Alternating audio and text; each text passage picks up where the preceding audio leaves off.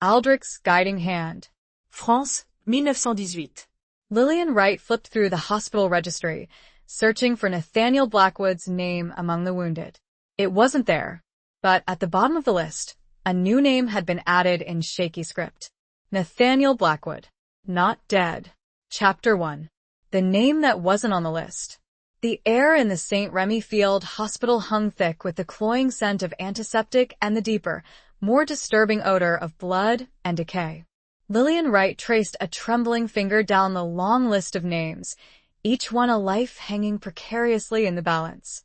The paper, thin and smudged with ink, felt like it might crumble in her hand, mirroring the fragility of the men whose fates were recorded upon it.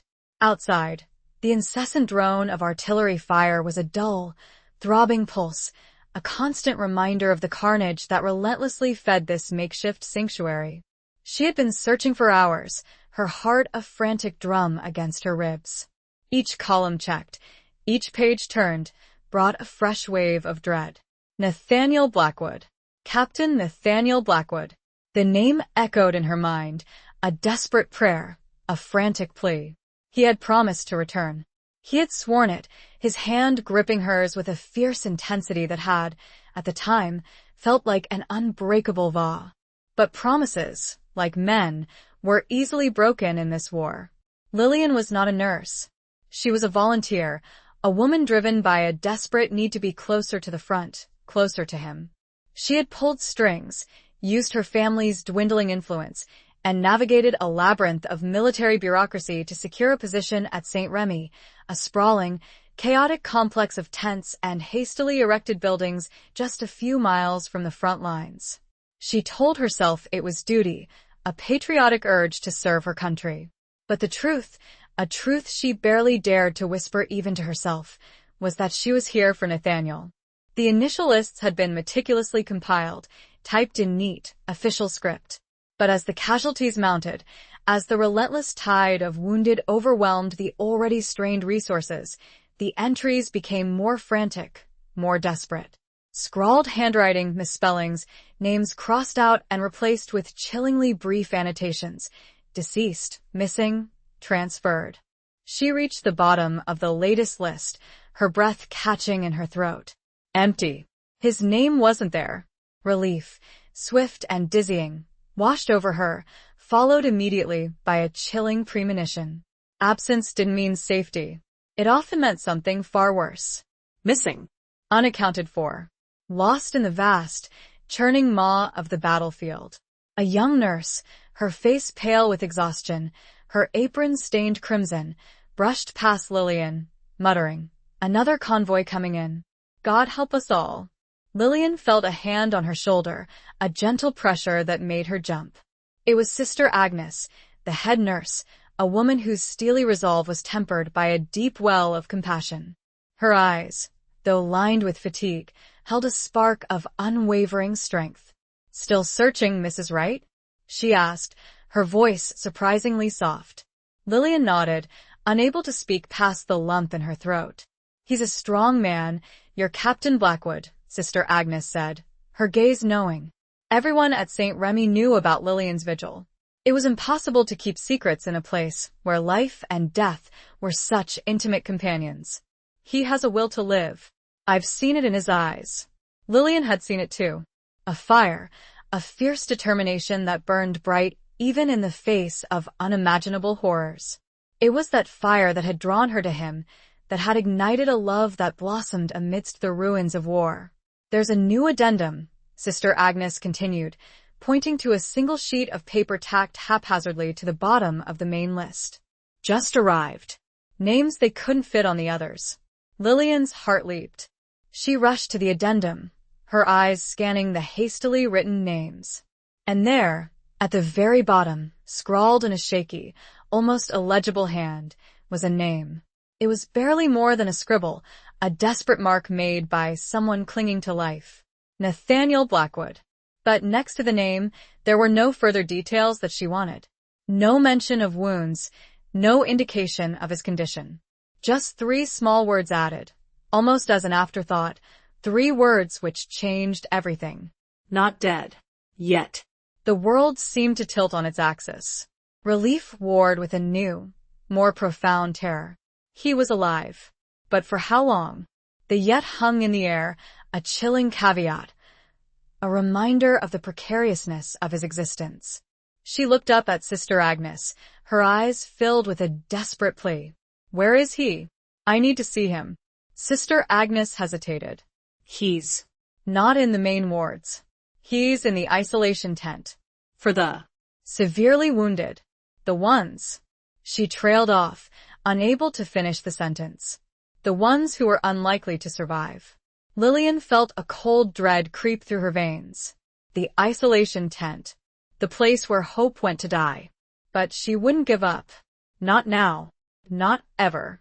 She had come this far. She would see him. She would hold his hand, whisper words of love and encouragement, and will him back to life. Take me to him, she said, her voice trembling but firm. Please. Take me to him now. Sister Agnes studied her for a moment, her gaze filled with a mixture of pity and admiration. Then she nodded slowly. Come with me, Mrs. Wright. But be prepared. He may not be the man you remember. Lillian followed Sister Agnes through the labyrinthine corridors of the field hospital, the sounds of suffering a constant, agonizing chorus. The air grew thicker, heavier, the smell of decay more pronounced. They reached a large, canvas tent, set apart from the others, its entrance guarded by a grim-faced orderly. Sister Agnes spoke to the orderly in hushed tones, and he reluctantly stepped aside, allowing them to enter. The tent was dimly lit, the only illumination coming from a few flickering lanterns that cast long, dancing shadows on the canvas walls. The air was stifling, heavy with the stench of infection and unwashed bodies. Rows of cots lined the tent, each one occupied by a broken, bandaged figure. Some were moaning softly, others were eerily still. Lillian's heart pounded in her chest, her eyes darting from one cot to the next, searching, praying. Sister Agnes led her to the far end of the tent, to a cot that was shrouded in shadow. She stopped, her hand resting on Lillian's arm. Prepare yourself, she whispered. Lillian took a deep breath, steeling herself for what she was about to see. She stepped forward, pushing aside the canvas flap that separated Nathaniel's cot from the others. And then she saw him. He was lying on his back, his face pale and gaunt, his eyes closed. His once handsome features were marred by a network of angry red scars, and his left arm was swathed in thick bandages. He was breathing, but his breaths were shallow and ragged. He looked broken, almost unrecognizable. But he was alive. A sob escaped Lillian's lips, a mixture of relief and anguish. She knelt beside his cot, reaching out to touch his hand. His skin was cold, clammy. She gently took his hand in hers, her fingers interlacing with his. Nathaniel, she whispered, her voice choked with emotion. It's me, Lillian. I'm here. His eyes remained closed. He didn't respond, but she felt a faint squeeze of his fingers, a tiny, almost imperceptible pressure that sent a jolt of hope through her. He knew she was there. He was still fighting. And so would she. She would fight for him, for their love, for the future they had dreamed of, a future that now seemed so impossibly distant, so fragile. She would stay by his side, through the darkness and the pain, until he opened his eyes and saw her again. She would be his strength, his anchor, his reason to live. The artillery fire continued outside, a relentless barrage that shook the ground beneath them. But in the dimly lit tent, surrounded by the wounded and the dying, Lillian felt a flicker of hope, a fragile ember of love that refused to be extinguished.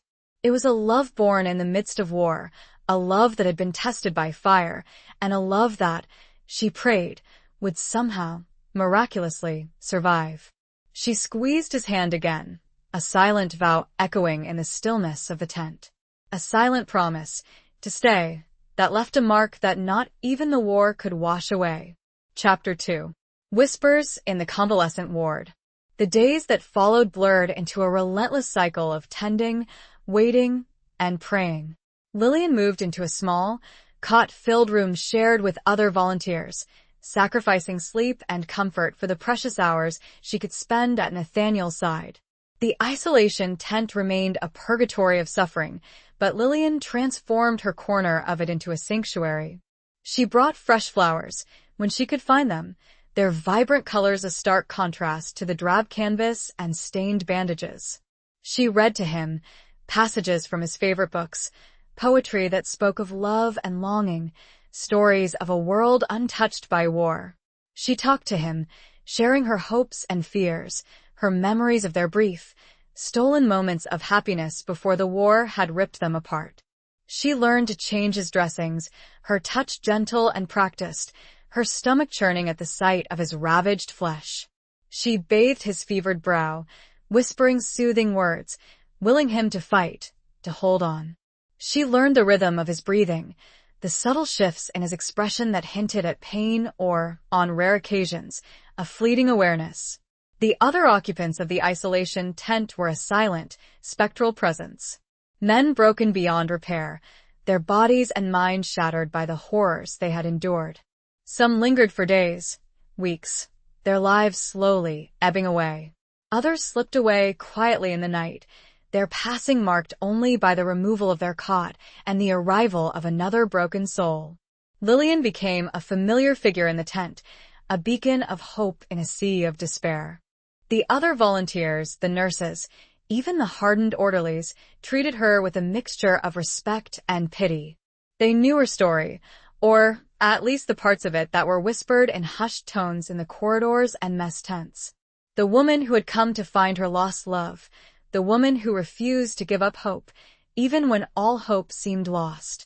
One evening, as Lillian sat beside Nathaniel's cot, holding his hand, she heard a voice, weak and raspy, coming from the cot next to hers. "He's a lucky man," the voice said. Lillian turned to see a young soldier, his face pale and drawn, his eyes sunken but still holding a spark of life. He was missing a leg, his left side swathed in bandages. "I'm sorry?" Lillian said, startled. "Captain Blackwood," the soldier said, his voice barely a whisper. "He's a lucky man. To have someone like you." Lillian felt a lump form in her throat. "He doesn't even know I'm here," she said, her voice trembling. The soldier smiled weakly. "He knows. Trust me. He knows." Lillian looked back at Nathaniel, his face still and pale. Could he really know? Could he sense her presence, her love, her unwavering devotion? I hope so," she said, her voice choked with emotion. The soldier closed his eyes, his breathing becoming more labored. "We all need someone," he whispered. "Someone to hold on to. Someone to remember us." Lillian reached out and took the soldier's hand, her fingers interlacing with his. His skin was cold, clammy. She held his hand tight, offering him the same comfort, the same silent support that she offered Nathaniel. The soldier squeezed her hand weakly, then his grip loosened. His breathing stopped. He was gone. Lillian sat there for a long time, holding the dead soldier's hand, tears streaming down her face. She grieved for him, for all the young men lost in this senseless war, for the shattered dreams and broken lives. But she also felt a renewed sense of purpose. She would not let Nathaniel become another casualty of this war. She would fight for him, with every ounce of her strength, with every fiber of her being. Later that night, as she sat beside Nathaniel's cot, she noticed a subtle change in his breathing. It was deeper, more regular. His eyelids flickered. She leaned closer, her heart pounding in her chest. "Nathaniel?" she whispered. "Can you hear me?" His eyes remained closed, but she saw a faint twitch of his lips. She squeezed his hand, her fingers interlacing with his. "I'm here, Nathaniel," she said, her voice choked with emotion. "I'm here. I'm not leaving you." His eyelids fluttered again, and then, slowly, agonizingly, he opened his eyes. They were unfocused, clouded with pain and confusion. But they were open. He was looking at her. "Lillian?" he whispered, his voice weak and raspy. Tears of joy streamed down Lillian's face. "Yes, Nathaniel," she said, her voice trembling. It's me. I'm here.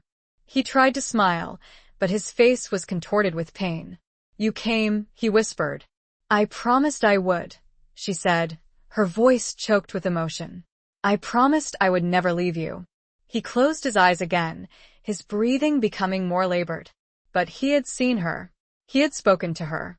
He was still alive. The next morning, Sister Agnes came to check on Nathaniel. She examined him carefully, her face expressionless.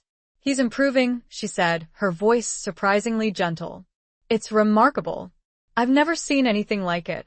Lillian felt a surge of hope, a feeling she had almost forgotten. He's going to live? She asked, her voice trembling. Sister Agnes hesitated. I don't know, she said. He's still very weak. But he has a chance. A small chance. That was all Lillian needed to hear. A small chance was better than no chance at all. She would cling to that chance, nurture it, protect it. She would not let it slip away. She would do everything in her power to help Nathaniel recover, to bring him back to the world, back to her. The whispers around them had turned from pitying to awed, and the hope in them solidified Lillian's resolve. She had a purpose. She was Nathaniel's anchor, and she would not let him drift away. She would hold tight, no matter how the current tried to pull them apart. And that, she knew, would be a promise that this war could not break. Chapter 3. The letter he never sent. Days turned into weeks, and Nathaniel slowly, miraculously, began to heal. He regained consciousness, his eyes clearing, his voice growing stronger. He was still weak, still in pain, but he was alive. And he remembered Lillian. He remembered their love, their stolen moments of happiness, their dreams of a future together. The isolation tent, once a place of despair, became a haven for them. They talked for hours, sharing their fears and hopes, their memories and dreams. Lillian learned about Nathaniel's experiences in the trenches, the horrors he had witnessed, the friends he had lost. He, in turn, listened to her stories of life back home, of the changes the war had wrought, of the sacrifices people were making. One afternoon, as Lillian was reading to Nathaniel, he interrupted her. Lillian, he said, his voice weak but firm. There's something I need to tell you. Lillian closed the book, her heart pounding in her chest. She had sensed that something was troubling him, a shadow lurking beneath his surface recovery. What is it, Nathaniel? She asked, her voice trembling. He hesitated, his gaze avoiding hers. There's a letter, he said. A letter I wrote before I was wounded. Lillian felt a cold dread creep through her veins. A letter? What kind of letter? Where is it? She asked, her voice barely a whisper. It's in my coat, he said. The one I was wearing when they brought me in. Lillian remembered the coat. It had been blood-stained, torn, almost unrecognizable. She had seen the orderlies taking it away, along with his other belongings. I don't know where it is, she said, her voice trembling. It's important, Lillian, he said, his voice urgent. You need to find it. You need to read it. Lillian felt a surge of fear, mixed with a desperate curiosity. What was in this letter? What secret was Nathaniel hiding from her? She spent the next few days searching for the coat. She questioned the orderlies, the nurses, even Sister Agnes. But no one seemed to know where it had gone. It had been lost, discarded, forgotten like so many other things in this war. Finally, she found an old orderly, a grizzled veteran who had seen more than his share of suffering. He remembered the coat. He had taken it to the laundry, where it had been cleaned and stored with other belongings. Lillian rushed to the laundry, a large, dimly lit room filled with the smell of soap and bleach. She searched through piles of uniforms, her hands trembling, her heart pounding. And then, finally, she found it. It was folded neatly, tucked inside a bag with his other belongings. It was stained, faded, but it was unmistakably his coat. She reached inside the pocket, her fingers brushing against a piece of paper. She pulled it out. It was the letter. Her hands were shaking so badly that she could barely unfold it. She sat down on a nearby stool, her legs weak and trembling. She took a deep breath and began to read. The letter was addressed to her. It was dated a few days before Nathaniel had been wounded. It was written in his familiar handwriting, but his words were filled with a despair, a hopelessness that she had never seen before. My dearest Lillian, I write this letter knowing that I may not survive the coming battle. The fighting has been brutal, relentless. I have seen things, done things, that I can never forget. I have lost friends, comrades, men I considered brothers. I know I promised you I would return. I swore I would come back to you. But I fear I may have broken that promise. I fear I may not be strong enough to survive this war. There is something I need to tell you, something I have kept hidden from you. Something that may change the way you feel about me. Lillian's heart pounded in her chest. What was he about to confess? What secret was he about to reveal? Before the war, I was engaged to another woman.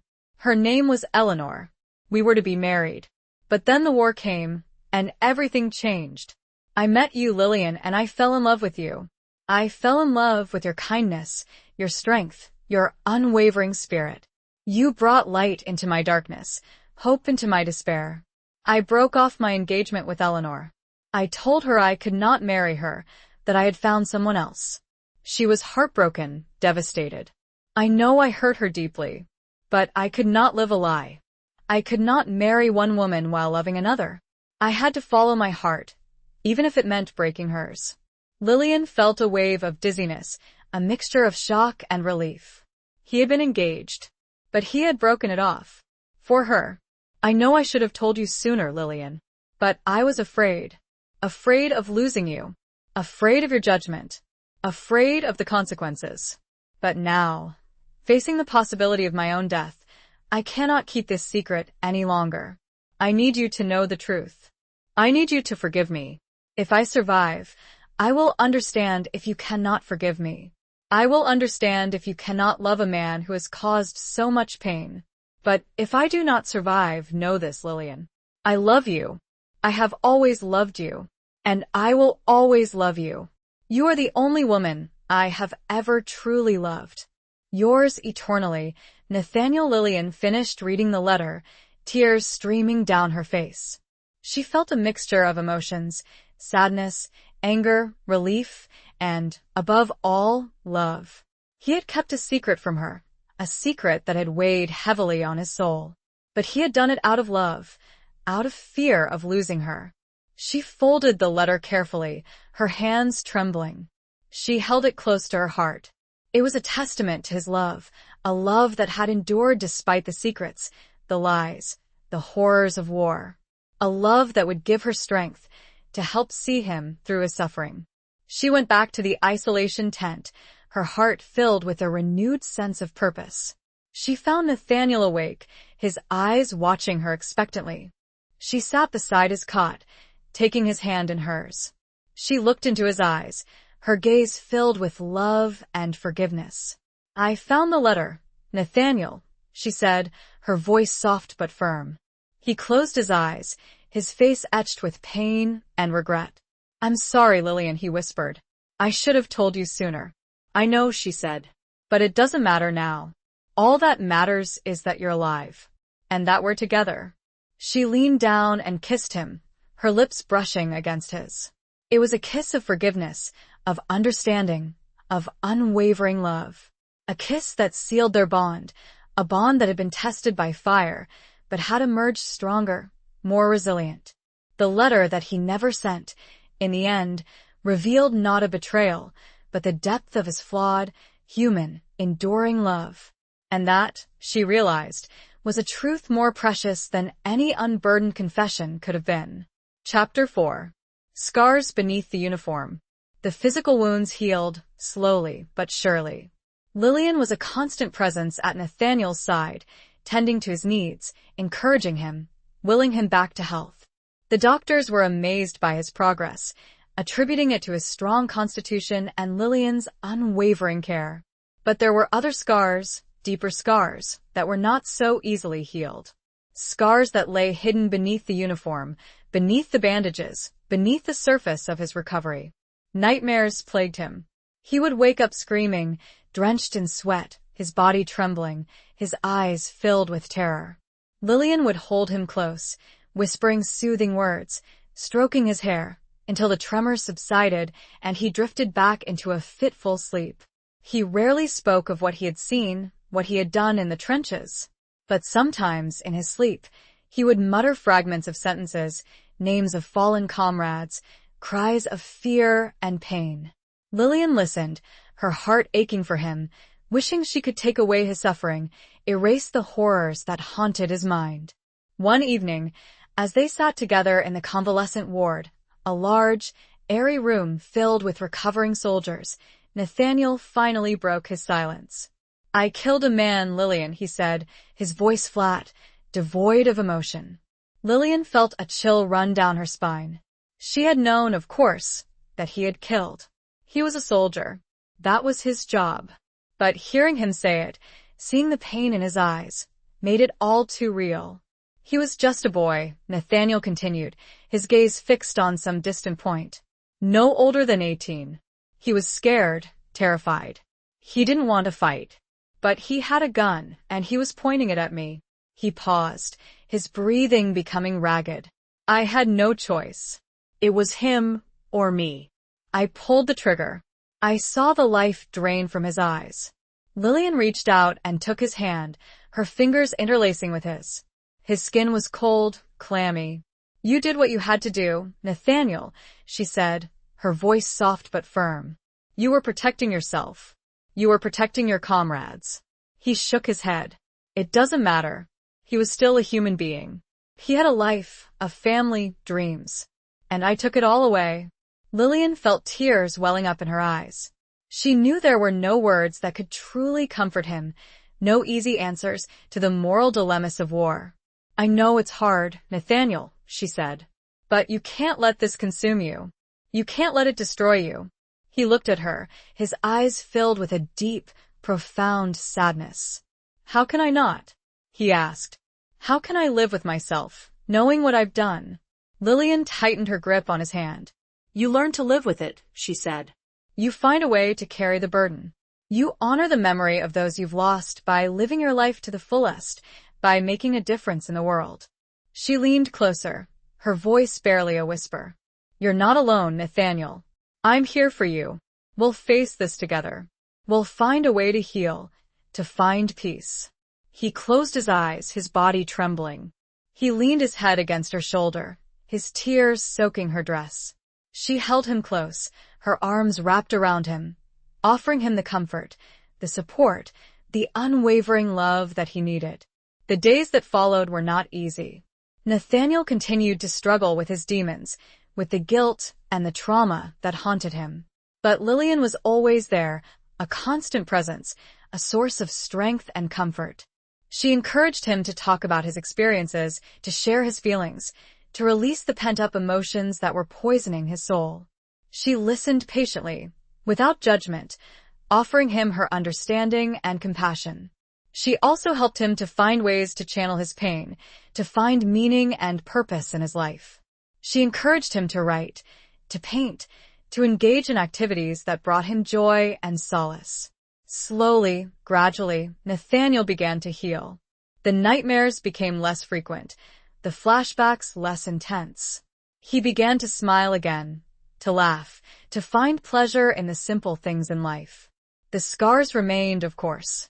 They would always be a part of him, but they no longer defined him. They were a reminder of the horrors he had endured, but also of his strength, his resilience, his capacity for love and forgiveness. And as Lillian knew, those scars were as much a part of him as the man she loved, the man she would spend her life with, helping to heal, helping to remember, and most importantly, helping to live. The shared burden, carried together, became lighter, and in the shared silence of their understanding, a deeper, more resilient love began to bloom. Chapter 5.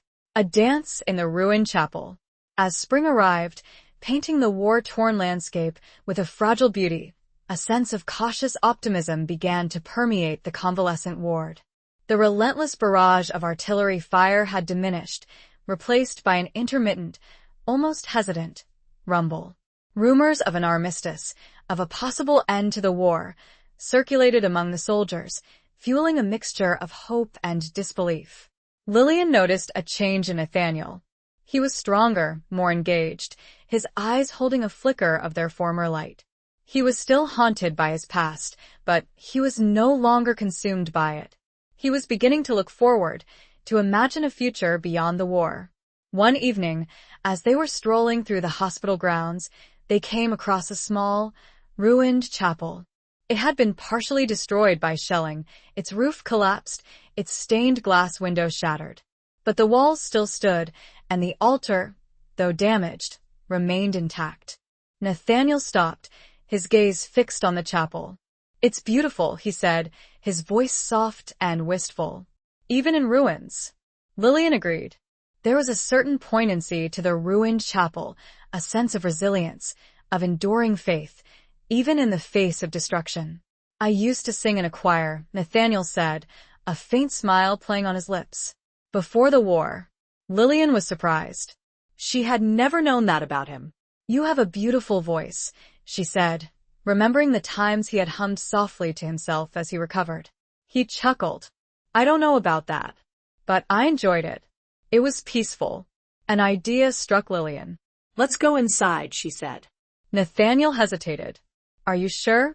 It might be dangerous." Lillian smiled. "We'll be careful." "Come on." She took his hand and led him into the chapel. The air inside was cool and damp, the scent of dust and old stone mingling with the faint fragrance of wildflowers that had grown through the cracks in the floor. The light filtering through the shattered windows cast long, dancing shadows on the walls. It was a scene of both devastation and beauty, of loss and hope. Lillian walked to the altar, her gaze sweeping across the ruined space. "Imagine this place filled with music," she said, with voices raised in song. Nathaniel joined her, his hand resting on the damaged altar. "I can almost hear it," he said. Lillian turned to him, her eyes shining. "Dance with me, Nathaniel," she said. He looked at her, surprised. "Dance? Here?" Lillian nodded. "Why not? We have the music in our hearts." She took his hand and began to hum a soft, gentle melody. It was a waltz, a song they had both danced to before the war, a song that evoked memories of happier times. Nathaniel smiled, his eyes meeting hers. He took her in his arms, and they began to dance. They moved slowly, gracefully, their steps echoing in the silence of the ruined chapel. They danced to the music of their memories, to the rhythm of their hearts. It was a clumsy dance, their movements hampered by Nathaniel's lingering weakness and the uneven floor. But it was also a beautiful dance, a dance of love and hope, of resilience and recovery. They danced in the ruins, surrounded by the ghosts of the past, but their eyes were fixed on the future. They danced for the lost, for the living, for the possibility of a world without war. As they danced, the light filtering through the shattered windows seemed to grow brighter, illuminating their faces, their intertwined hands, their shared love. It was as if the chapel itself was blessing their union, their commitment to each other, their unwavering hope for a better tomorrow. When the song ended, they stood there, holding each other close, their breaths mingling in the cool air. "Thank you, Lillian," Nathaniel whispered, his voice choked with emotion. "That was perfect." Lillian smiled, her eyes filled with tears. "It was," she said. "It was like a prayer." They stood there for a long time, lost in each other's embrace, the silence broken only by the distant rumble of artillery fire, a reminder of the war that still raged outside, but which, for this brief, magical moment, had ceased to exist. It was a dance of defiance, of hope, of love refusing to be extinguished. A dance that spoke of a future, whispered in the ruins, promised in the shared rhythm of their hearts. And that promise, born in the midst of destruction, was a testament to the enduring power of the human spirit, a spirit that even war could not entirely crush. Chapter 6. The Secret of Amiens. The rumors of an armistice grew stronger, fueled by whispers of secret negotiations and shifting alliances. The atmosphere in the hospital became charged with anticipation, a palpable sense of hope mingling with a deep-seated fear of disappointment. One afternoon, a convoy of ambulances arrived, carrying a new wave of wounded soldiers. Among them was a young officer, Lieutenant Dubois, who had been injured in a skirmish near Amiens. He was brought to the convalescent ward, his leg shattered by shrapnel. Lillian, who was volunteering in the ward that day, noticed that Lieutenant Dubois was unusually agitated, his eyes darting around nervously, his hands trembling. He seemed to be guarding a small, leather-bound pouch that he clutched tightly in his hand. Sister Agnes, noticing Lillian's concern, approached her. "Keep an eye on that one," she whispered. "He's been asking for Captain Blackwood. Says he has information for him. Something about Amiens." Lillian's heart skipped a beat. Nathaniel had mentioned Amiens before, a town where he had been stationed before his injury. He had spoken of it with a certain reluctance, a shadow crossing his face whenever the name was mentioned. She approached Lieutenant Dubois, her voice gentle and reassuring. "Are you looking for Captain Blackwood?" she asked. The young officer looked up at her, his eyes filled with a mixture of pain and desperation. "Yes," he said, his voice hoarse. "I need to speak to him. It's urgent." Lillian hesitated. Nathaniel was still recovering, both physically and emotionally. She didn't want to burden him with anything that might jeopardize his progress. "He's resting right now," she said. "Can I help you? Can I take a message?" Lieutenant Dubois shook his head. "No, it has to be him. It's confidential. It's about a betrayal." Lillian felt a chill run down her spine. A betrayal? What kind of betrayal? She decided to tell Nathaniel. She found him sitting in the garden, enjoying the warm sunshine. He looked up at her, a smile on his face. "What is it, Lillian?" he asked. "You look worried." She told him about Lieutenant Dubois, about his agitation, about his insistence on speaking to him, about the word betrayal. Nathaniel's smile faded. He looked away, his gaze fixed on some distant point. "Amiens," he muttered, his voice barely a whisper. "What is it, Nathaniel?" Lillian asked, her voice filled with concern. "What happened in Amiens?" He hesitated, his face etched with pain. "It's a long story," he said. "A complicated story. I have time," she said, "and I want to understand." He took a deep breath and began to speak. He told her about his time in Amiens, about the intense fighting, about the constant fear of death. He told her about a mission, a secret mission, to infiltrate enemy lines and gather intelligence. "We were betrayed," he said, his voice filled with bitterness. "Someone gave away our position. We were ambushed. Many of my men were killed. I was lucky to survive." Lillian felt a surge of anger, of indignation. Someone had betrayed them, had condemned those men to death. "Who was it, Nathaniel?" she asked. "Who betrayed you?" He shook his head. "I don't know," he said. "I've been trying to find out, but it's like chasing shadows." He looked at her, his eyes filled with a desperate plea. This Lieutenant Dubois, he might know something. He might have the answer. Lillian nodded. "I'll bring him to you," she said. She went back to the convalescent ward and found Lieutenant Dubois. She helped him into a wheelchair and pushed him to the garden, where Nathaniel was waiting. The two men looked at each other, their eyes locking in a silent exchange. Lieutenant Dubois reached into his leather pouch and pulled out a small, folded piece of paper. "This was found on the body of a German officer," he said, his voice trembling. "It's a list of names. Names of collaborators." He handed the paper to Nathaniel. Nathaniel unfolded it, his hand shaking. He scanned the list, his eyes widening in disbelief. Lillian watched him, her heart pounding in her chest. She saw his face pale, his body stiffen. "What is it, Nathaniel?" she asked, her voice filled with dread. "Whose name is on the list?" He looked up at her, his eyes filled with a mixture of shock and horror. He pointed to a name on the list, a name that made Lillian's blood run cold. It was a name she knew, a name she trusted, a name that was now stained with betrayal, a name that would change everything.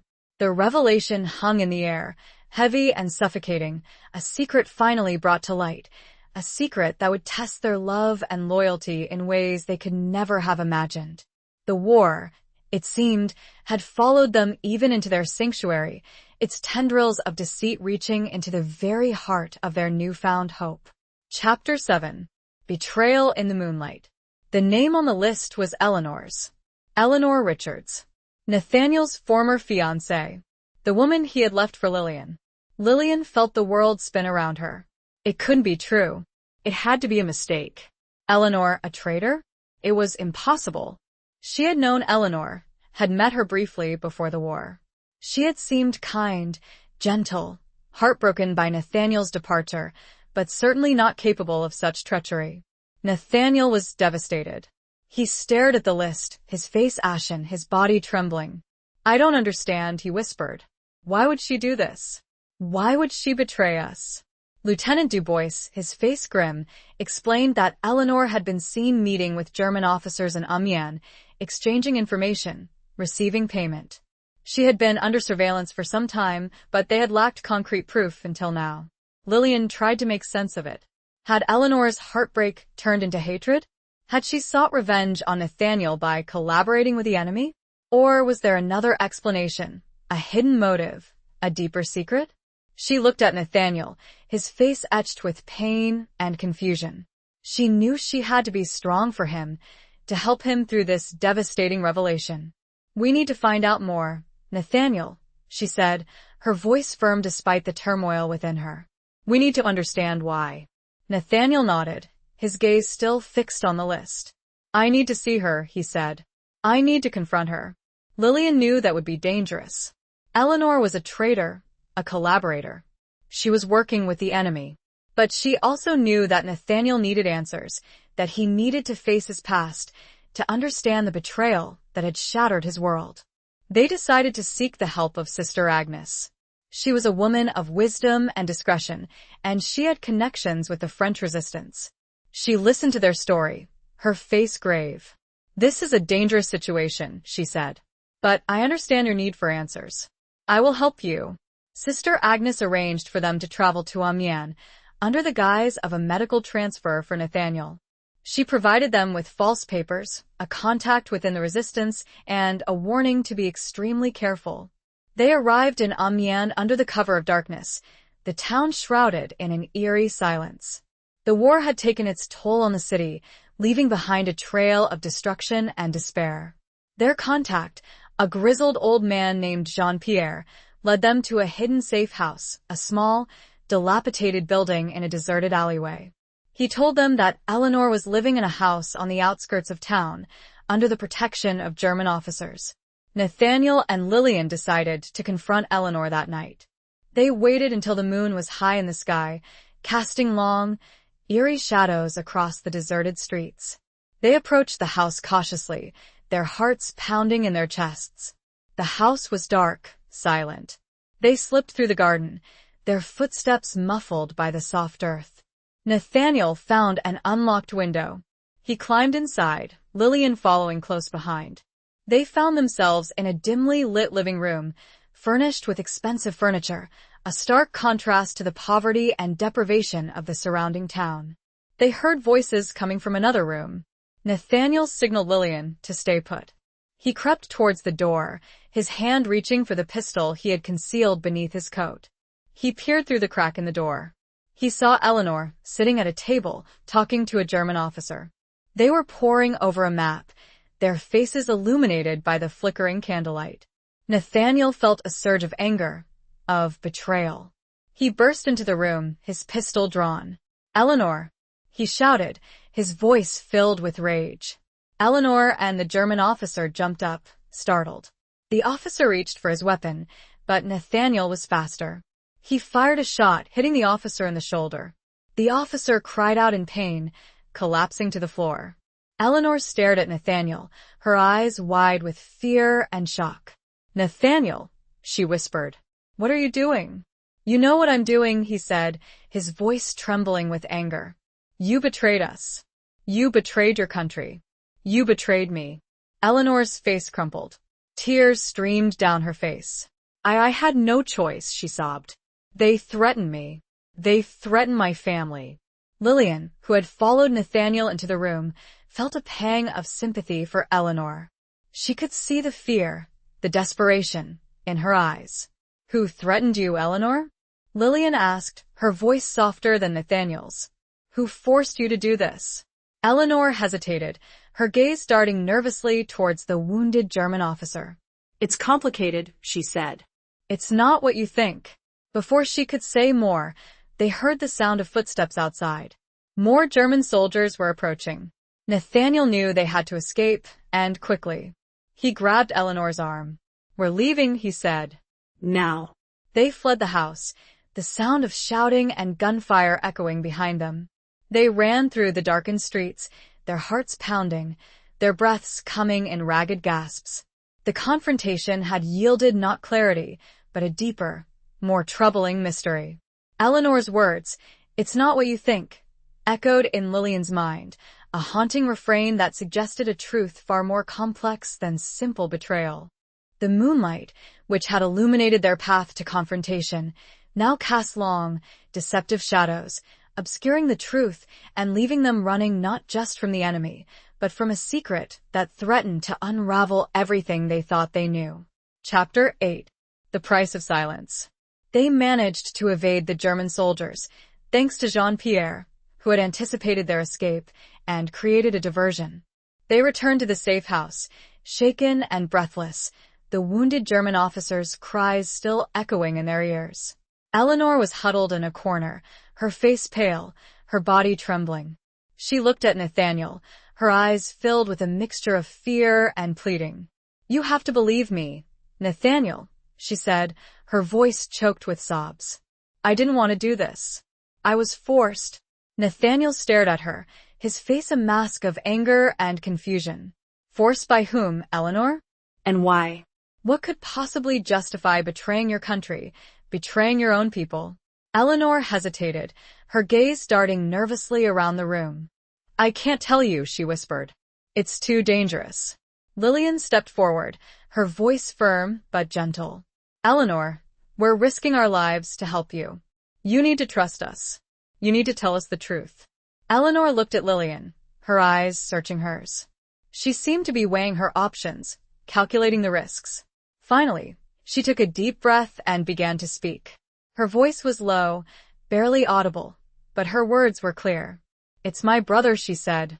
"My younger brother, Thomas. He's being held prisoner by the Germans." Lillian and Nathaniel exchanged a surprised glance. Eleanor's brother? They hadn't known she had a brother. "They captured him early in the war," Eleanor continued. "He was part of a resistance cell. They tortured him. They threatened to kill him if I didn't cooperate." Eleanor's voice broke. Tears streamed down her face. They made me give them information. Names, locations, plans. I had no choice, Nathaniel. I had to save my brother."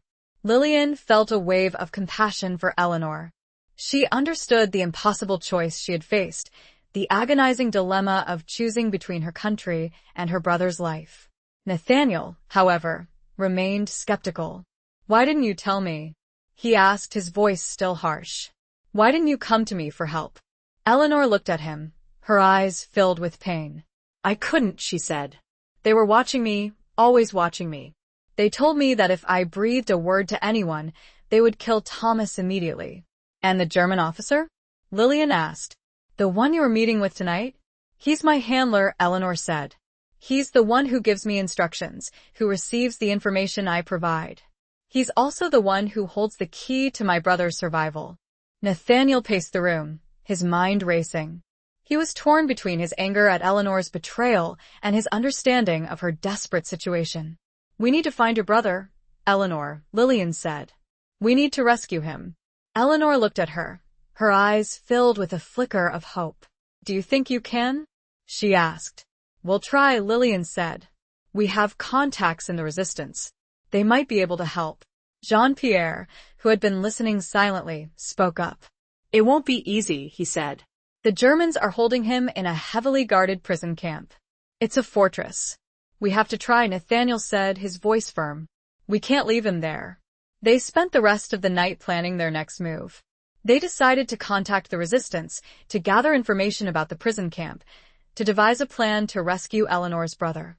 As the dawn approached, Lillian looked at Nathaniel, his face etched with determination.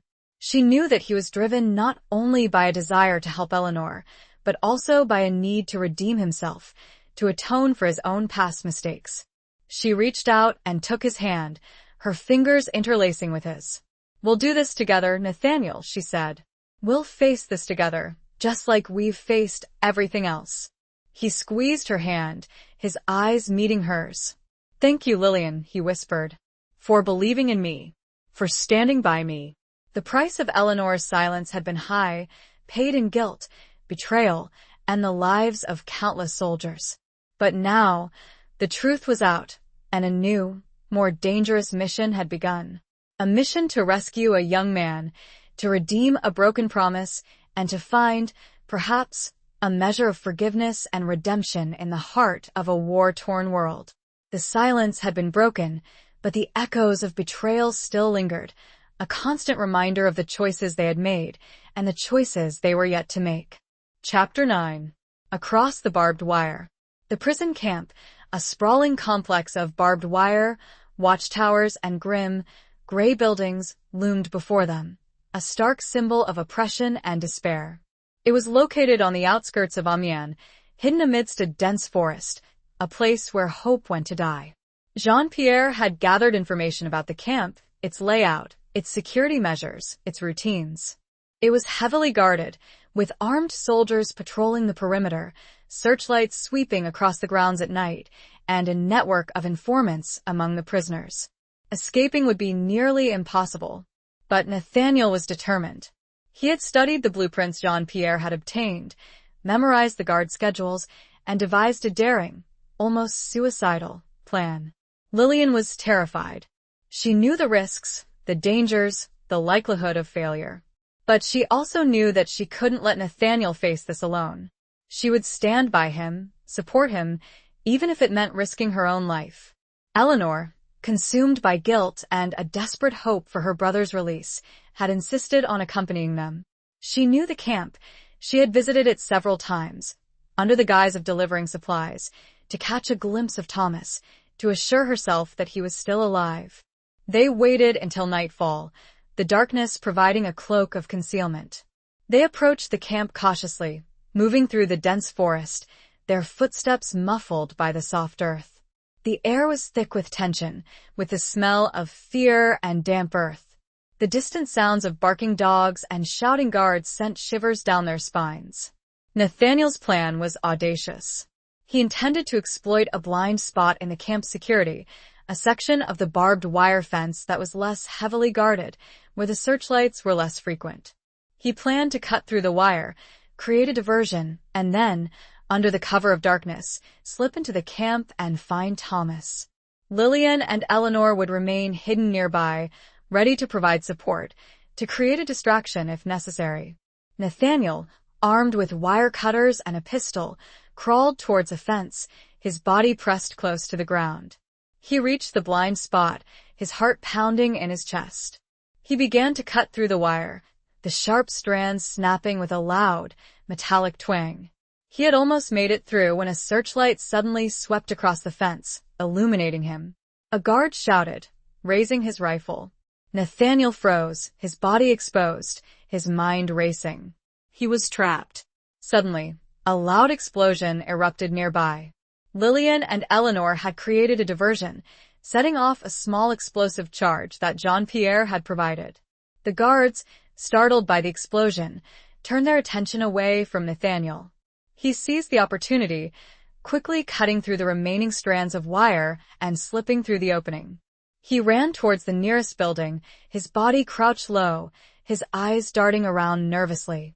He had made it inside the camp, but he was now in even greater danger. He found his way to the barracks where Thomas was being held, using the information Eleanor had provided.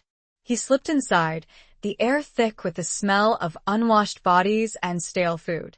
The barracks were dimly lit, filled with rows of bunk beds, each one occupied by a gaunt, emaciated prisoner.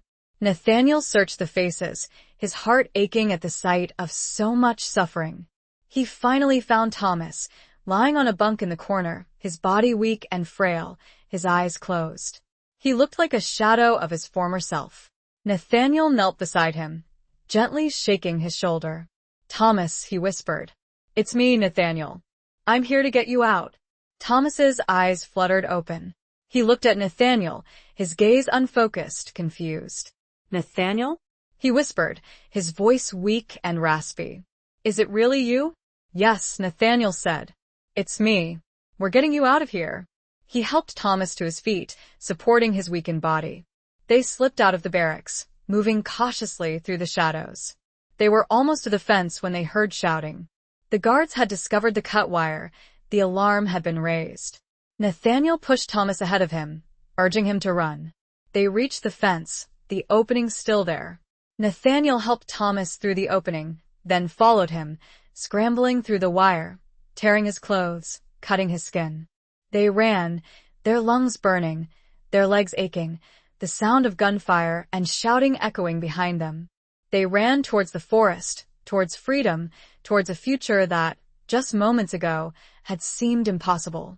They ran, across the barbed wire, across the divide between captivity and liberty, their hearts pounding not only with the adrenaline of the chase, but with the weight of an act that could buy them a piece of redemption. That desperate flight across the scarred land symbolized not only a physical escape, but a crossing into an uncertain future, where the past's betrayals cast long shadows, and the hope for a new beginning was as fragile as the wire they had just cut. Chapter 10. The Spy Among Us.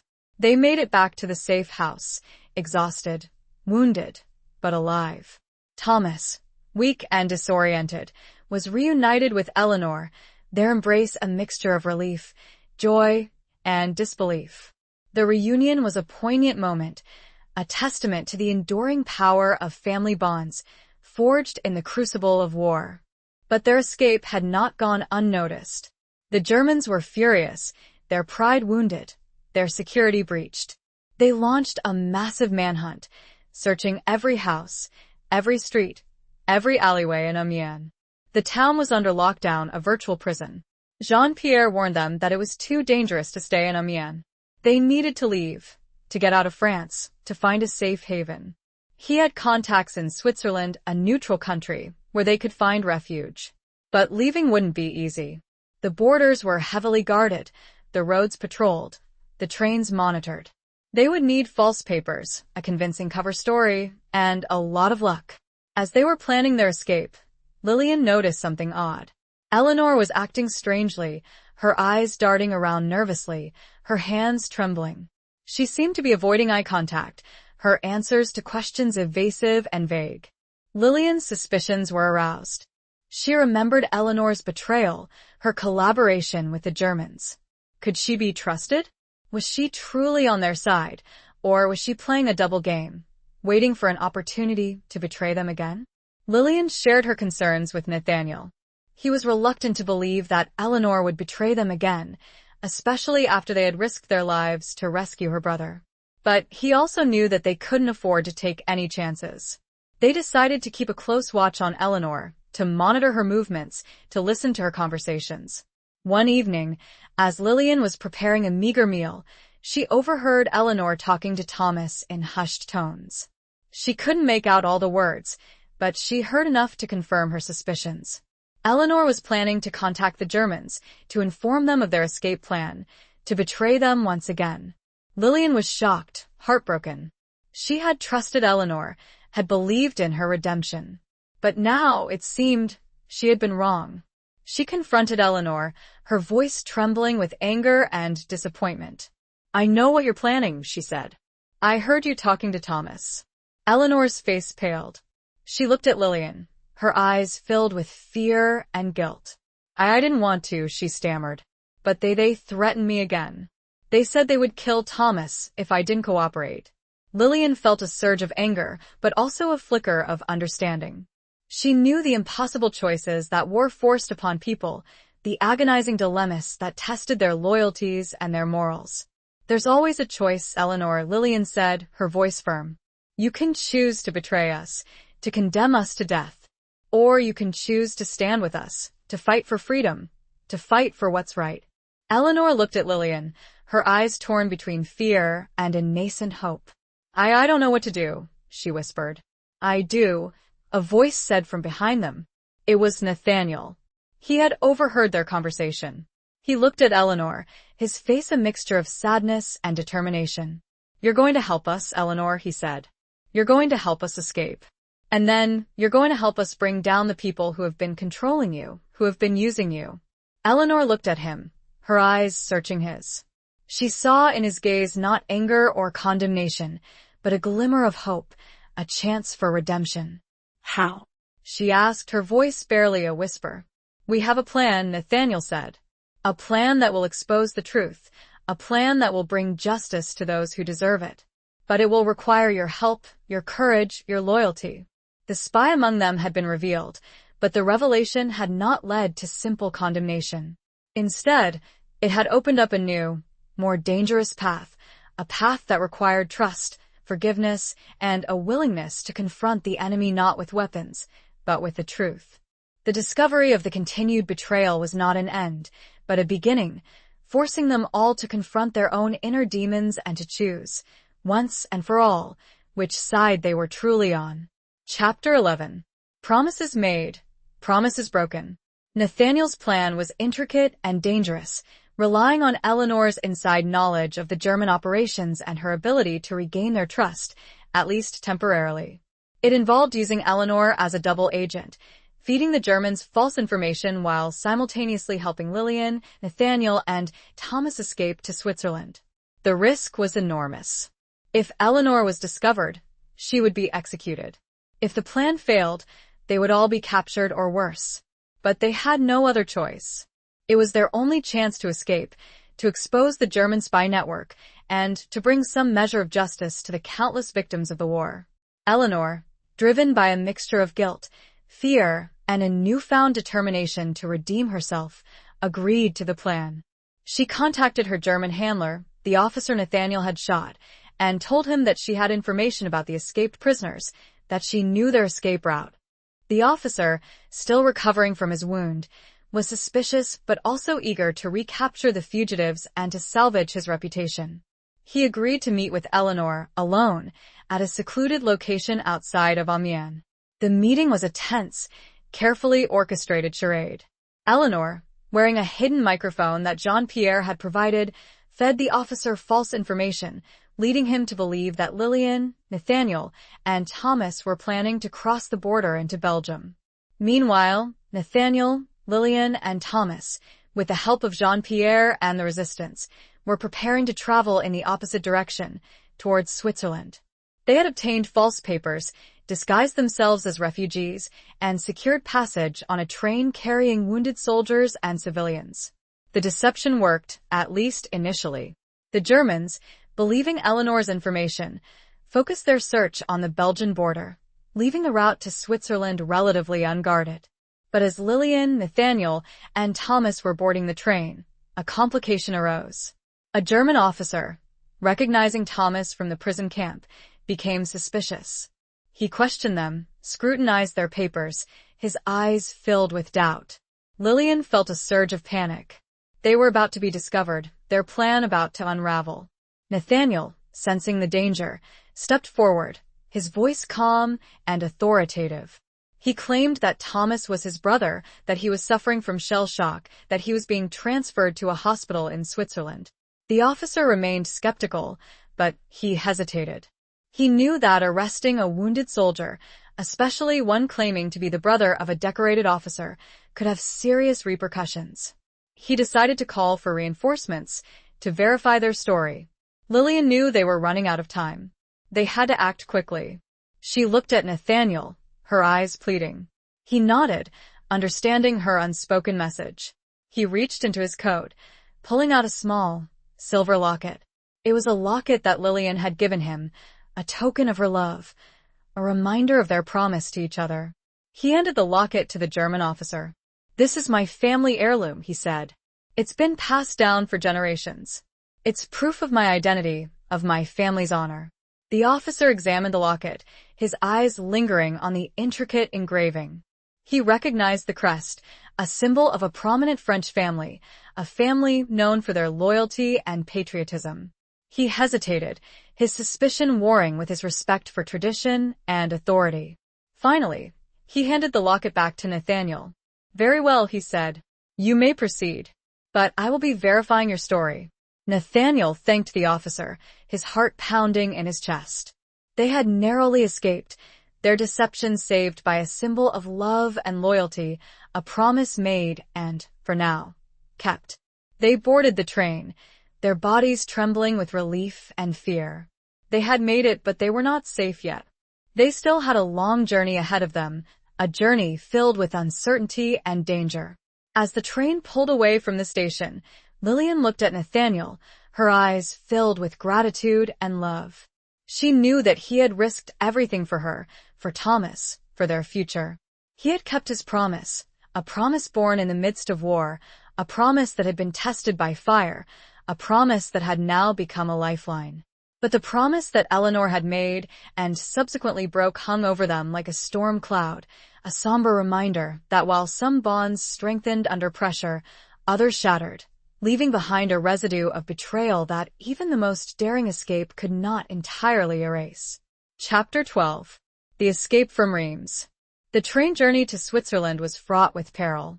Every stop, every inspection, every encounter with German soldiers was a potential disaster. They traveled in constant fear of discovery, their nerves frayed, their bodies exhausted.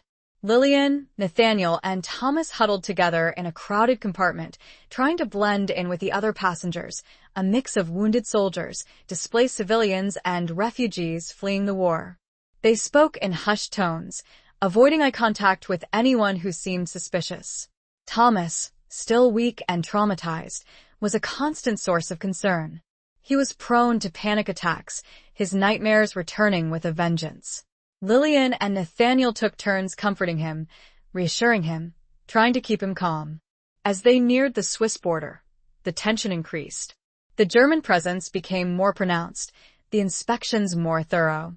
They knew that the final hurdle would be the most difficult. They decided to make a detour, to avoid the main border crossing, which was heavily guarded.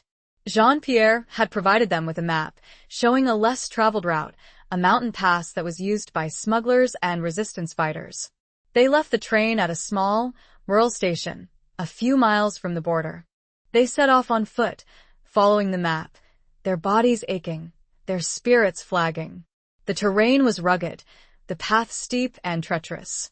They climbed through dense forests, across rocky slopes, their footsteps echoing in the silence of the mountains. They reached the pass as nightfall approached. The air was cold, the wind biting. They could see the Swiss border in the distance, a line of lights twinkling in the darkness. But between them and freedom lay a final obstacle, a German patrol, guarding the pass. They hid among the rocks, their hearts pounding in their chests. They watched the patrol, their movements, their routines. They needed to find a way to get past them, to slip through their defenses unnoticed. Nathaniel, studying the terrain, noticed a narrow ravine, a hidden passage that led down to the valley below. It was a risky route, steep and dangerous, but it might be their only chance. They decided to take the risk. They waited until the patrol was at its furthest point, then they began to descend into the ravine, their footsteps careful and silent. They climbed down the steep, rocky slope, their hands and knees scraped and bleeding. They slipped, they stumbled, but they kept going, driven by a desperate hope for freedom. They reached the bottom of the ravine, exhausted but alive. They were now on the Swiss side of the border, in neutral territory. They had made it. They collapsed on the ground, their bodies trembling with relief. They had escaped the clutches of the Germans. They had survived the perilous journey. They had reached safety. But their journey was not over. They still had to find a way to rebuild their lives, to heal from the wounds of war, to come to terms with the betrayals and the losses they had endured. As they looked back at the mountains, at the border they had just crossed, Lillian felt a surge of gratitude, but also a deep sadness. She thought of Eleanor, still trapped in France, still caught in a web of deceit and danger. She knew that they couldn't forget her, that they couldn't abandon her. They had made a promise to help her, to bring her to safety. "We'll come back for her, Nathaniel," she said, her voice firm. "We'll find a way to rescue her." Nathaniel nodded, his eyes meeting hers. "We will," he said. "We made a promise." The escape from Reims, a city symbolic of French resilience and historical significance, marked not an end, but a transition. They had crossed a physical border, but the emotional and moral boundaries remained blurred, complicated by the unfinished business of Eleanor's plight and the lingering shadows of war. The mountains, which had provided them with a path to freedom, also stood as a silent testament to the challenges that still lay ahead, the promises yet to be fulfilled, and the enduring cost of a war that had reshaped their lives forever. Chapter 13. Shelter in the Storm. Switzerland offered them a sanctuary, a respite from the constant fear and danger that had defined their lives for so long. They settled in a small, quiet village nestled in the Alps, a place of breathtaking beauty and tranquility. Jean-Pierre's contacts in the resistance had arranged for them to stay in a secluded farmhouse, owned by an elderly couple who were sympathetic to their cause. The couple, Marie and Pierre, welcomed them with open arms, providing them with food, shelter, and a much-needed sense of security. Lillian, Nathaniel, and Thomas began to rebuild their lives, slowly, tentatively. Thomas, with the help of a local doctor, started to recover from his physical and emotional wounds. He was still haunted by his experiences in the prison camp, but he was gradually regaining his strength, his spirit. Nathaniel found work as a carpenter, using his skills to repair furniture and build houses. He found solace in the physical labor, in the creative process, in the tangible results of his efforts. Lillian volunteered at a local clinic, helping to care for refugees and wounded soldiers who had also found their way to Switzerland. She found comfort in helping others, in using her skills to alleviate suffering, in making a difference in a world scarred by war. They lived a simple, quiet life, far removed from the chaos and violence of the war. They found peace in the beauty of the surrounding mountains, in the warmth of the local community, in the shared comfort of their newfound sanctuary. But the war was never far from their minds. They followed the news, eagerly awaiting any sign of an armistice, of a possible end to the conflict. They worried about their friends and family back in France, about the fate of their country. And they worried about Eleanor. They had made a promise to rescue her, to bring her to safety. But they knew that returning to France was too dangerous, that they would be captured or killed. They maintained contact with Jean-Pierre through coded letters and occasional clandestine meetings. They learned that Eleanor was still working as a double agent, feeding the Germans false information, risking her life every day. One evening, as they were sitting around the farmhouse table, sharing a simple meal, they received a letter from Jean-Pierre. It was short, urgent, and alarming. Eleanor had been discovered. The Germans had found out about her double dealing. She was being hunted, her life in imminent danger. Lillian felt a surge of fear, of desperation. They had to do something, they had to save her. "We have to go back, Nathaniel," she said, her voice trembling. "We can't leave her to die." Nathaniel knew that she was right. They had made a promise. But he also knew that returning to France was a suicide mission. "It's too dangerous, Lillian," he said. "We'll be captured. We'll be killed." "We have to try," she said. "We can't abandon her." They argued, their voices raised, their emotions raw. They were torn between their desire to help Eleanor and their fear for their own safety. Thomas, who had been listening silently, spoke up. "I'll go," he said. "I'll go back for her." Lillian and Nathaniel were shocked. "No, Thomas," Lillian said. "You can't. You're still recovering. It's too dangerous." "I have to," he said. "She saved my life." They knew that he was right. Eleanor had risked everything to save him. They couldn't deny him the chance to repay that debt. They spent the next few days planning their return to France. They contacted Jean-Pierre, who arranged for them to cross the border secretly, to meet with resistance fighters who would help them find Eleanor. The shelter in the storm, which they had found in neutral Switzerland, had provided a temporary peace. But the storm of war, it turned out, raged on, not just on the battlefields, but in their hearts, demanding that they return to the very heart of danger, driven not only by a promise but a deepening understanding that true shelter was not found in a place, but in the fulfillment of their duty to one another, no matter the cost. Chapter 14. The Truth Unveiled. The return to France was shrouded in secrecy and danger. They crossed the border under the cover of darkness, guided by resistance fighters, their hearts pounding with every rustle of leaves, every distant sound. The landscape, once familiar, now felt alien and threatening, a constant reminder of the war that still raged. They met with Jean-Pierre, who had been working tirelessly to locate Eleanor. He had learned that she had managed to escape the Germans, but she was being hunted, pursued relentlessly.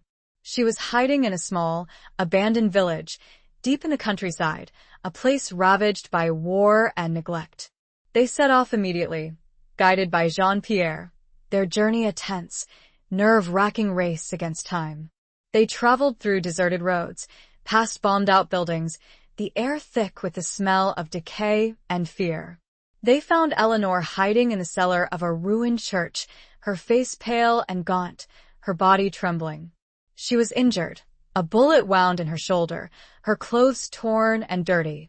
The reunion was bittersweet, a mixture of relief, joy, and sorrow. Eleanor was alive, but she was in a desperate state, both physically and emotionally. Lillian tended to her wound, cleaning it, bandaging it, her touch gentle and reassuring. Nathaniel and Thomas helped to make her comfortable, providing her with food, water, and a blanket. As Eleanor regained her strength, she told them her story, the full story of her involvement with the Germans, the truth that had been hidden for so long. It was a story far more complex than they had imagined, a story that went far beyond a simple betrayal. Eleanor revealed that she had not been working for the Germans willingly. She had been coerced, blackmailed, forced to cooperate by a network of spies and collaborators that reached far higher than they had ever suspected. She explained that the German officer, her handler, was not the true mastermind. He was merely a pawn in a much larger game, a game orchestrated by a powerful, influential figure within the French government, a man who was secretly working with the Germans, betraying his own country for personal gain. Eleanor had discovered this truth, had gathered evidence of this high-level treachery. She had been planning to expose the traitor, to bring him to justice. But the Germans had found out about her plans, had tried to silence her. "Who is it, Eleanor?" Nathaniel asked, his voice urgent. "Who is the traitor?" Eleanor hesitated, her gaze darting nervously around the room. It's someone you know," she said. "Someone you trust." Lillian and Nathaniel exchanged a shocked glance. Someone they knew? Someone they trusted? Who could it be? Eleanor took a deep breath and spoke the name, a name that made Lillian's blood run cold. It was a name that shattered their illusions, that destroyed their faith, that turned their world upside down. The name was shocking, not because it was entirely unfamiliar, but because it belonged to someone who had woven himself into the fabric of their lives, someone who had presented a facade of loyalty and support while secretly orchestrating their destruction. The truth, unveiled in the ruined church, was not just a revelation of betrayal, but a stark reminder of the insidious nature of deceit, how it could lurk beneath the surface of even the most trusted relationships, poisoning everything it touched. Chapter 15. A choice between two worlds. The name Eleanor spoke was Sister Agnes. Lillian refused to believe it at first. Sister Agnes, the head nurse at St. Remy, the woman who had shown them such kindness, such compassion? It was impossible. She had been a pillar of strength, a beacon of hope in the midst of despair. She had helped them, supported them, even facilitated their escape from Amiens. But Eleanor was adamant. She had seen the evidence, had heard the conversations, had witnessed the secret meetings. Sister Agnes was not who she seemed. She was a spy, a collaborator, a traitor. Nathaniel was torn. He had respected Sister Agnes, had trusted her implicitly. But he also knew that Eleanor had no reason to lie, that she had risked her life to expose the truth. Thomas, who had known Sister Agnes only briefly, was less conflicted. He believed Eleanor. He had seen the darkness that lurked beneath the surface of seemingly ordinary people. He had experienced the cruelty, the deception, the betrayal firsthand. Lillian struggled to reconcile the image of Sister Agnes as a compassionate caregiver with the reality of her as a treacherous spy. It was a cognitive dissonance that threatened to tear her apart. Eleanor explained that Sister Agnes had been using her position at the hospital to gather information, to identify resistance fighters, to sabotage their efforts. She had been passing information to the Germans, feeding them secrets that had led to the deaths of countless soldiers and civilians. She had even used Lillian and Nathaniel, manipulating their trust, exploiting their love, to further her own agenda. She had facilitated their escape from Amiens, not out of kindness, but to use them as pawns in her own twisted game. Lillian felt a surge of anger, of betrayal, of profound disillusionment. She had been so naive, so trusting. She had allowed herself to be manipulated, to be used. But amidst the anger and the disillusionment, Lillian also felt a glimmer of understanding. She realized that Sister Agnes, like Eleanor, had likely been caught in a web of circumstances, forced to make impossible choices, driven by motives that were complex and perhaps even sympathetic. War twisted people, turned saints to sinners, and vice versa. "We need to expose her," Nathaniel, Lillian said, her voice firm. "We need to bring her to justice." Nathaniel nodded, his face grim. "But how?" he asked. "She's in a position of power. She has connections. She'll be protected." Eleanor had a plan. She had managed to keep some of the evidence she had gathered, documents that implicated Sister Agnes and the high-ranking government official who was her accomplice. They decided to take the evidence to the resistance, to Jean-Pierre, who had the connections and the resources to expose the truth, to bring the traitors to justice. But before they could act, a new crisis erupted. The Germans, still searching for Eleanor, discovered their hiding place. They surrounded the ruined church, their weapons drawn, their intentions clear. They were trapped. Lillian, Nathaniel, Thomas, and Eleanor huddled together in the cellar, their hearts pounding in their chests. They knew that they were outnumbered, outgunned. They had no chance of escape. Nathaniel looked at Lillian, his eyes filled with love and regret. "I'm sorry, Lillian," he whispered. "I led you into this. I failed you." Lillian shook her head. "No, Nathaniel," she said. "You didn't fail me. You gave me hope. You gave me love. You gave me a reason to live." She leaned in and kissed him, a kiss of farewell, a kiss of enduring love, a kiss that transcended the fear and the despair that surrounded them. Suddenly, a voice boomed from outside. It was Sister Agnes. "Lillian, Nathaniel, I know you're in there," she shouted. "Come out. Surrender. It's over." Lillian and Nathaniel exchanged a shocked glance. Sister Agnes?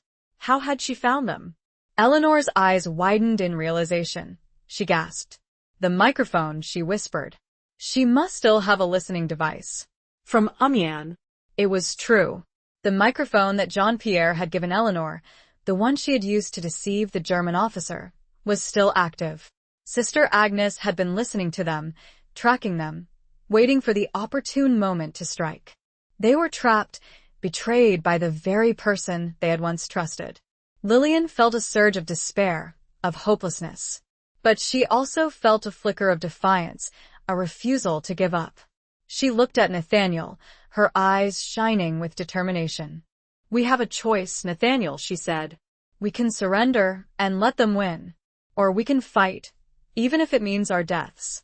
Nathaniel nodded, his face resolute. "We fight," he said.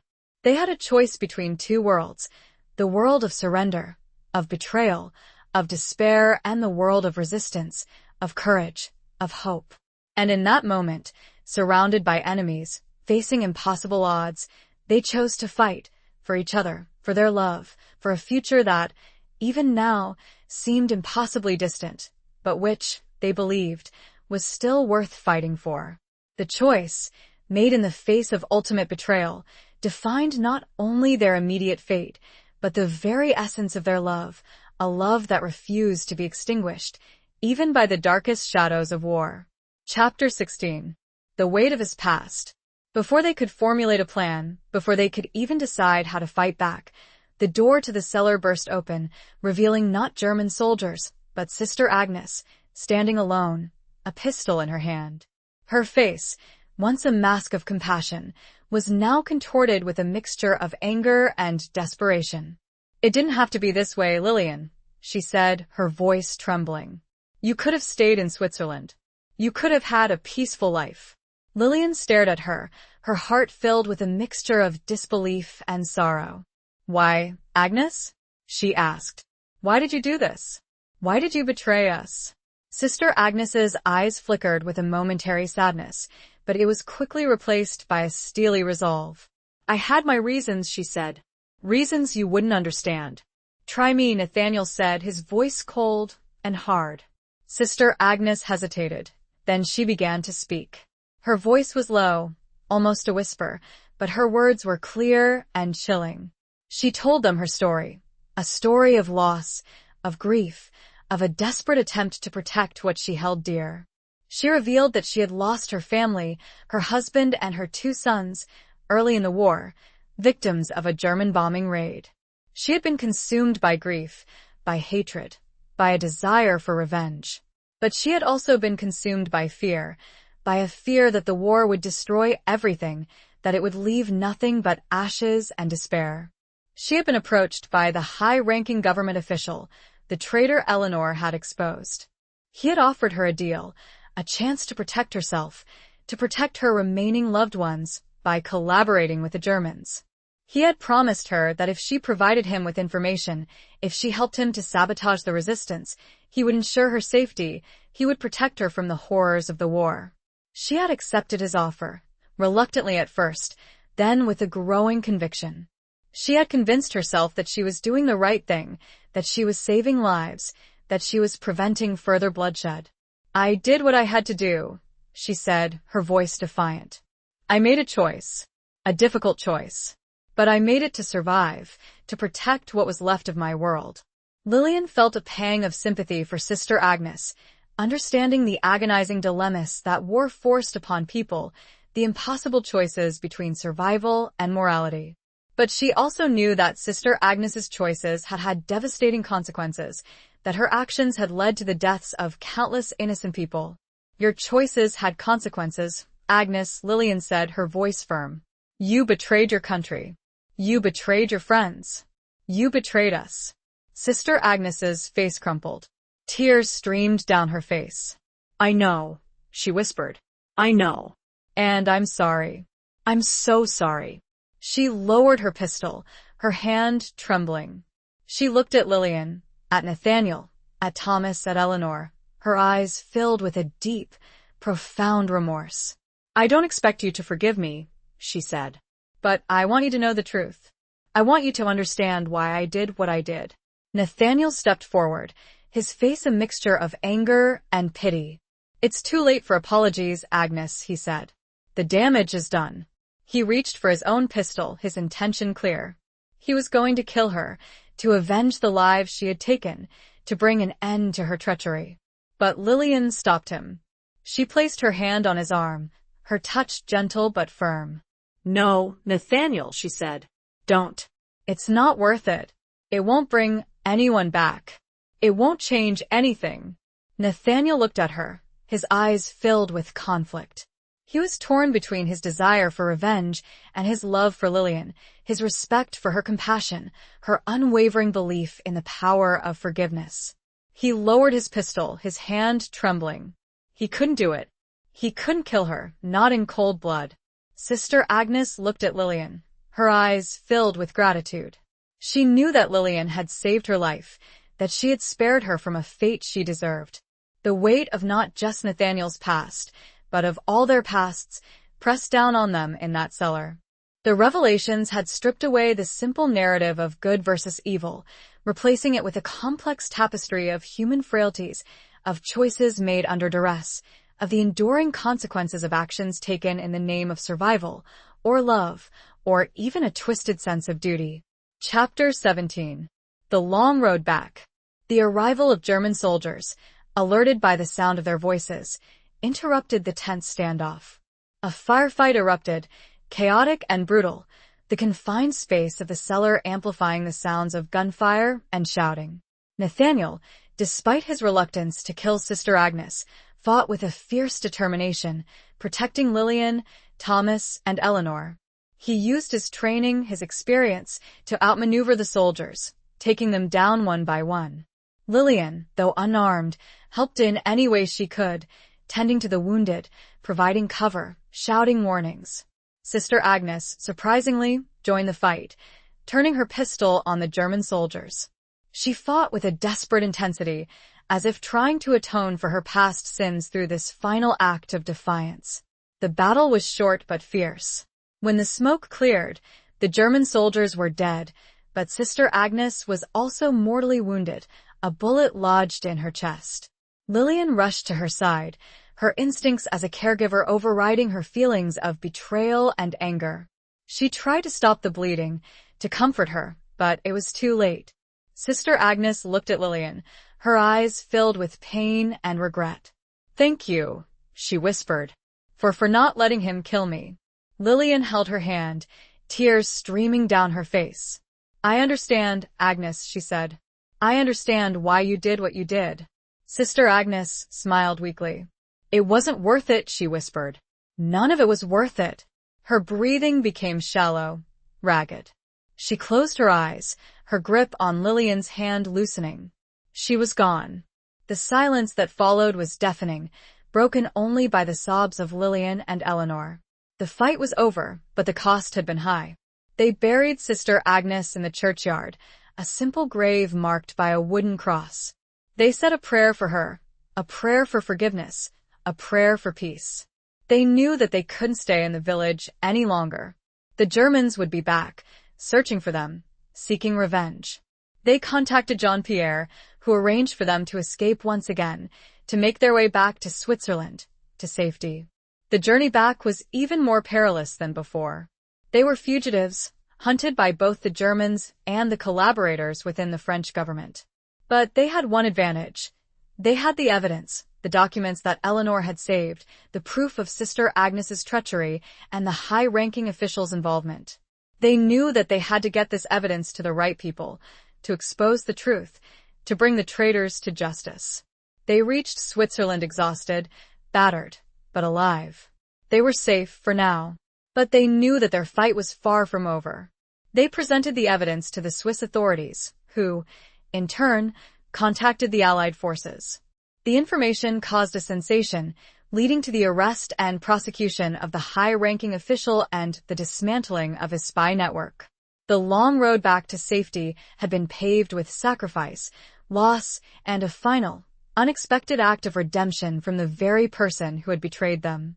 The physical journey mirrored an internal one, a journey through the complexities of war, where the lines between friend and foe, right and wrong, had become blurred, and where the only constant was the enduring power of love, forgiveness, and the unwavering pursuit of justice, even in the face of overwhelming odds.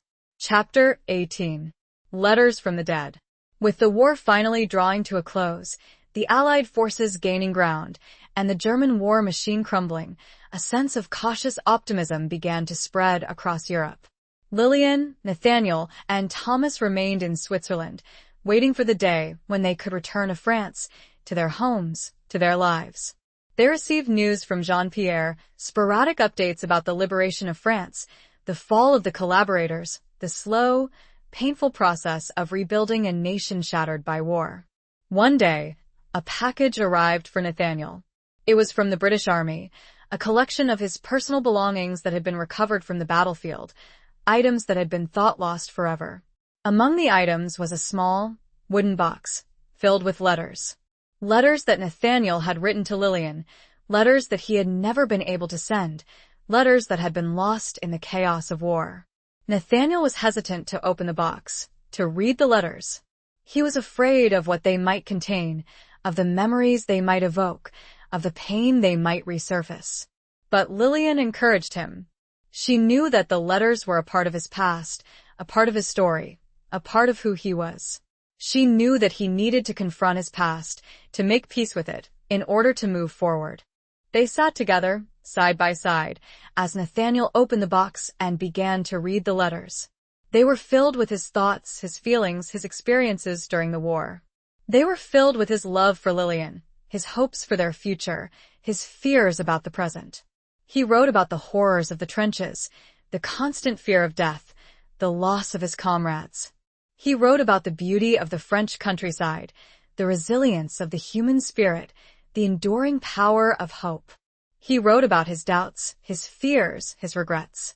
He wrote about his struggle to reconcile his duty as a soldier with his conscience as a human being.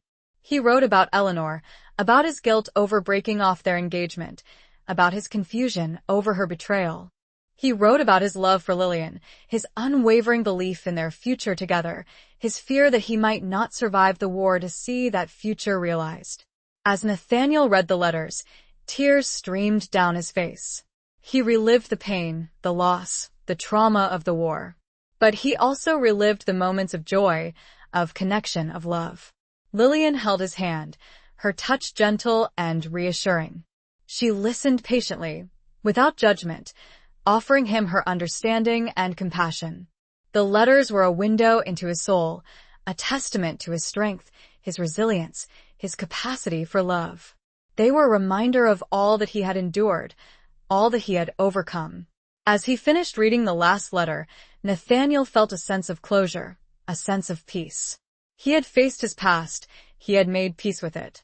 He was ready to move forward, to embrace the future. He looked at Lillian, his eyes filled with love and gratitude. "Thank you," he said, "for being here, for helping me to heal, for loving me." Lillian smiled, her eyes shining with tears. "I'll always be here, Nathaniel," she said. "Always." The letters from the dead, messages from a past shrouded in conflict and uncertainty, had served not as a source of further pain, but as a catalyst for healing, for understanding, for a deeper connection between two souls forged in the crucible of war. They were a testament to the enduring power of words, of memory, of love, to bridge the gap between the past and the present, and to illuminate the path towards a future free from the shadows of war. Chapter 19. The final stand at Verdun. Even as the war neared its official end, pockets of resistance remained, die-hard German units refusing to surrender, fighting on with a desperate, fanatical zeal. One such unit was stationed near Verdun, a city that had become a symbol of French resilience and sacrifice, a place where countless lives had been lost in one of the longest and bloodiest battles of the war. Nathaniel, despite his desire to return to a peaceful life, felt a pull, a sense of duty, to join the final push to liberate Verdun, to ensure that the sacrifices made there had not been in vain. He knew the risks, the dangers, but he couldn't stand idly by while others fought and died. Lillian was terrified. She had almost lost him so many times. She didn't want to see him go back to war, to risk his life again. But she also understood his sense of duty, his need to contribute, his desire to see the war through to its rightful end. She tried to dissuade him, to convince him to stay in Switzerland, to wait for the official armistice. But she knew that her pleas were falling on deaf ears. He had made up his mind. "I have to do this, Lillian," he said, his voice firm but gentle. "I have to finish what I started. I have to honor the memory of those who died at Verdun." Lillian knew that she couldn't stop him. She could only support him, love him, and pray for a safe return. Nathaniel joined a unit of French and American soldiers, preparing for a final assault on the German positions near Verdun. The fighting was fierce, brutal, a desperate struggle for every inch of ground. Nathaniel fought with courage and determination, his skills honed by years of combat experience. He led his men, inspired them, protected them. He fought not for glory, not for conquest, but for a future of peace, for a world free from the horrors of war. The battle raged for days, a relentless exchange of artillery fire, machine gun bursts, and hand-to-hand combat. The landscape was a scene of utter devastation, a wasteland of craters, trenches, and shattered trees. Nathaniel witnessed death, destruction, and suffering on a scale he had never seen before. He saw men die, he saw men wounded, he saw men driven mad by the horrors of war. But he also saw courage, resilience, and compassion. He saw soldiers risking their lives to save their comrades. He saw medics tending to the wounded under fire. He saw men sharing their meager rations with those who had none. In the midst of the chaos and the carnage, Nathaniel found a renewed sense of purpose, a renewed belief in the human spirit. He fought not only for his country, not only for his comrades, but for a future where such horrors would never happen again. The final assault on the German positions was successful. The enemy was routed, their resistance broken. Verdun was liberated. Nathaniel survived the battle, wounded but alive. He had seen the war through to its end. He had fulfilled his duty. He had honored the memory of those who had died. As he stood on the battlefield, amidst the ruins and the silence, he felt a profound sense of relief, but also a deep sadness. The war was over, but the scars would remain, etched forever in the landscape, in the memories of those who had fought, in the hearts of those who had lost loved ones.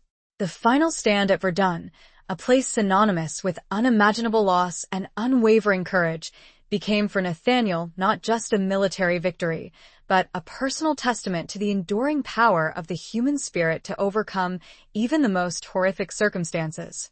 It was a final, brutal chapter in a story of war, but it also paved the way for a new chapter, a chapter of healing, of rebuilding, of hope, a chapter that he and Lillian would write together. Chapter 20.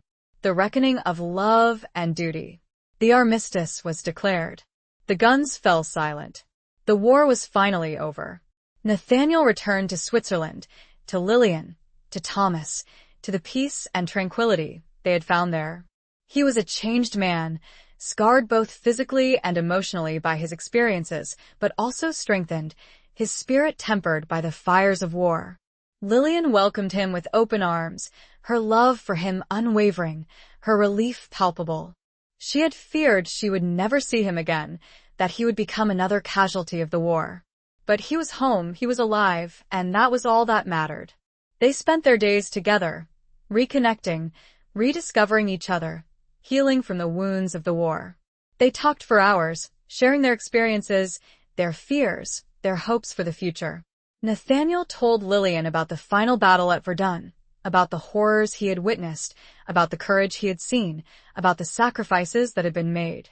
Lillian listened patiently, her heart aching for him, her admiration for him growing with each passing day. They also talked about Eleanor, about Sister Agnes, about the betrayals and the sacrifices that had shaped their lives. They grappled with the complexities of war, with the moral ambiguities, with the difficult choices that people had been forced to make. They decided to return to France, to rebuild their lives, to contribute to the healing of their nation. They wanted to be a part of the new world that was emerging from the ashes of the old, a world where peace, justice, and compassion would prevail. Before they left Switzerland, they visited the graves of the soldiers who had died fighting for freedom, for a future they would never see. They laid flowers on their graves, said prayers for their souls, and vowed to honor their memory by living their lives to the fullest, by making a difference in the world. They returned to France, a nation scarred but not broken, a nation determined to rebuild, to recover, to create a better future. They found a small village, nestled in the countryside, a place untouched by the direct ravages of war, a place where they could start anew.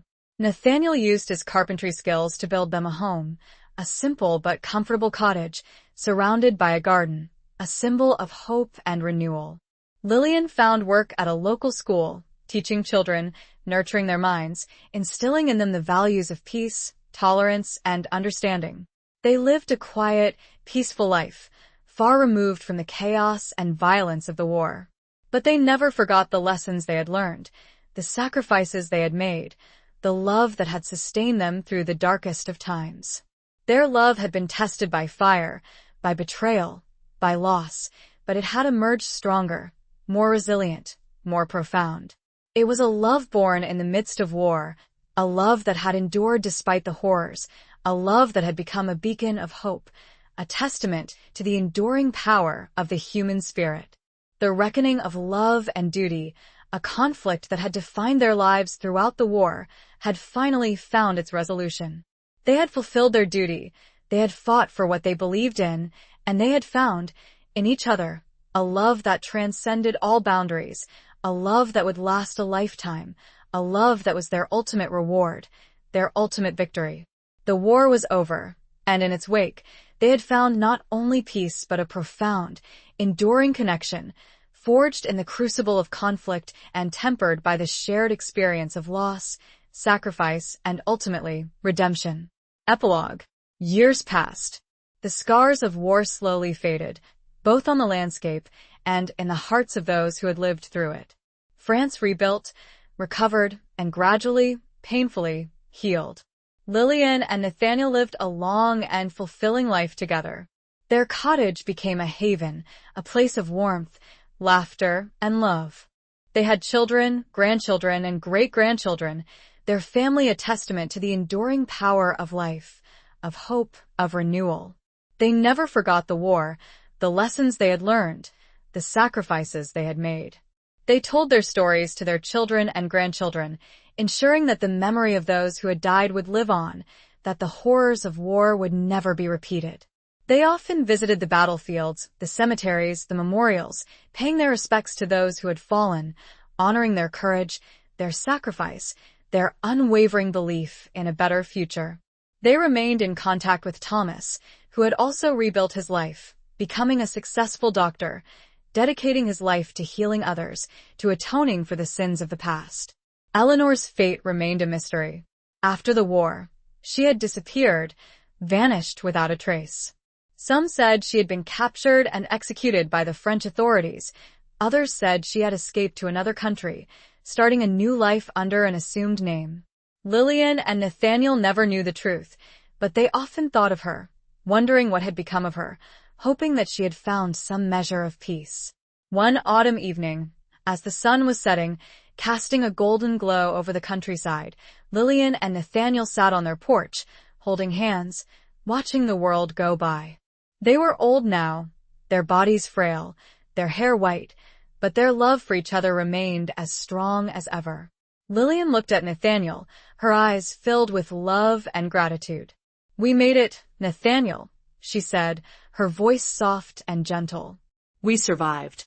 We built a life together. We found happiness."